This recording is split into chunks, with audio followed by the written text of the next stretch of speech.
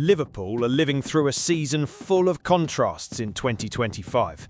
On one hand, Arne Slot's side remain among the leaders of the Premier League after the opening rounds, a sign that the team still retains its competitive edge. On the other, criticism is beginning to intensify, particularly regarding the performances of some of the club's big-money signings. And the name on everyone's lips is Florian Wirtz, the sensational £116 million signing who arrived as a bona fide superstar, yet has so far failed to reproduce at Anfield the same brilliance that dazzled Europe during his Bayer Leverkusen days. The German attacking midfielder, widely regarded as one of the greatest talents of his generation, appeared to be the perfect addition to rejuvenate Liverpool's creative sector and reduce the dependence on Mohamed Salah. However, his start has fallen well short of expectations. With no goals, no assists, and only muted performances, Wirtz is already being labelled by sections of the fanbase as dead weight in Slot's setup. Some have gone even further, calling him the worst signing in Premier League history, a brutal tag for a player still adapting. The pressure mounted further after the 1-0 defeat to Galatasaray in the Champions League. Wirtz's display was deemed virtually invisible, something unthinkable for a player who regularly scooped Man of the Match awards at Leverkusen. That was when former player Rio Koka decided to touch a nerve. In his view, the blame lies not only with the footballer, but also with Arne Slot. The pundit believes the Dutch coach is not deploying the German in his true role, that of a classic number 10 playing just behind the striker. According to Rio Koka, Wirtz needs the central space, the quick passing, the vision to dictate the tempo of the match. He is not a player to be lost out wide or shoehorned into roles that do not exploit his talent. He is a number 10, just like Eze at Arsenal. If Slot doesn't realise that, he'll waste a star, fired the former midfielder. His remarks sparked an even fiercer debate among journalists, fans and specialists. Kevin Hatchard, an expert on European football, chose to take a more balanced tone. For him, it is far too early to judge Wirtz so harshly. The journalist reminded that the German is not only changing clubs, but also country, league and style of football. Such transitions are often unforgiving, especially when accompanied by a sky-high price tag. He's struggling with the pace of English football. He holds on to the ball a fraction too long, tries a dribble where he should release quickly. This is adaptation. The problem is that when you cost over £100 million, patience runs out quicker, he explained. Hatchard also stressed that Wirtz has not suddenly become a poor player. He was the orchestrator of a historic Leverkusen side that broke Bayern's dominance, won trophies and reached a European final. The entire mechanism of that team revolved around him. At Liverpool, he is just another piece. Do not expect it to be the same. Liverpool are in transition, trying not to rely so heavily on Salah. It's natural that it will take time. Jamie Carragher, former defender and Reds icon, also waded into the debate. His tone, however, was more critical of Slot's work. Carragher argued that Liverpool have lost their identity and look disorganised on the pitch. He even compared the team to a basketball side, lacking balance and defensive coordination. And for him, Wirtz is a reflection of that bigger issue. At the moment, it's a mess.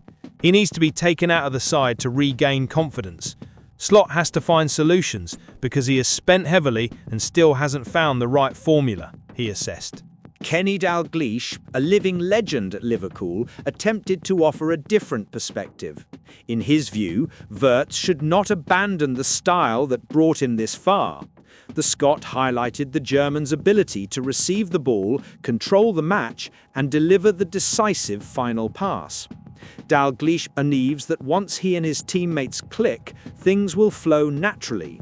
It's just a matter of time before they understand his movements and intentions. He's got the talent. What he needs is confidence and patience, he said. But Wirtz's case is not an isolated one. Another expensive signing, Jeremy Frimpong, has also struggled. Brought in as a right-back, he has been tested by Slot in more advanced roles with little success. Supporters are beginning to wonder whether the manager is overcomplicating matters instead of consolidating the basics. Recent statistics reinforce the doubts.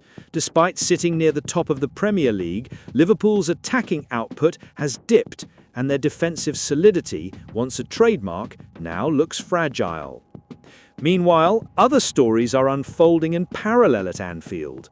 Talks are ongoing to renew Ibrahima Konaté's contract, with the defender long linked to Real Madrid, but now seemingly close to extending his stay.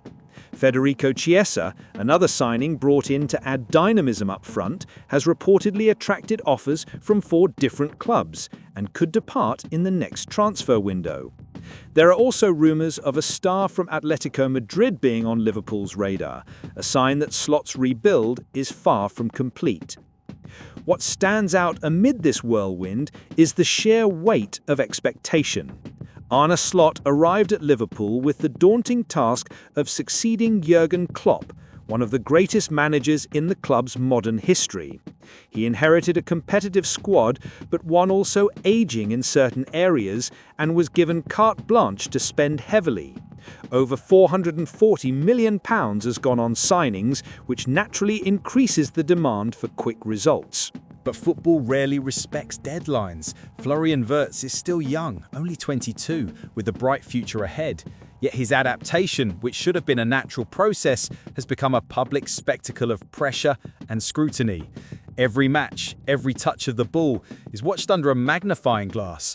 And for a player who has always been the protagonist, becoming a supporting act in a team in transition may be harder than many realise. The dilemma facing Anfield is clear. Slot must strike a balance between immediate results and patience with his evolving squad. He knows Liverpool cannot afford too many slip-ups, but he also understands it is impossible to transform the team overnight.